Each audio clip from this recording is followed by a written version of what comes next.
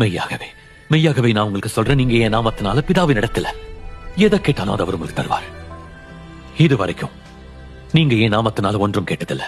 கேளுங்க, அப்போ உங்கள் சந்தோஷம் நிறைவா இருக்கும்படி பெற்றுக் கொள்வீங்க. காலம் வரும், பிதாவை குறித்து வெளிப்படையா உங்களுக்கு சொல்லுவேன். அந்த நாளில் நீங்க என் நாமத்தினால வேண்டிக் கொள்வீங்க. உங்களுக்காக பிதாவை நான் கேட்டுக்கொள்வேன்னு உங்களுக்கு சொல்ல வேண்டியதில்லை. பிதாவானவர் தாமே உங்களை சிநேகிக்கிறார். நீங்க அவரோட நேரடியா கேட்கலாம்.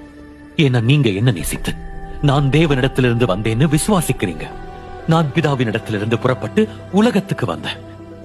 அப்புறம் இப்போ இந்த உலகத்தை விட்டு பிதாவின் இடத்திற்கு போகிறேன். நீங்க எல்லாரும் ஒன்னு உறுதியை தெரிஞ்சுக்கோங்க, நான் தனியா இல்ல, பிதா என்னோட இருக்காரு.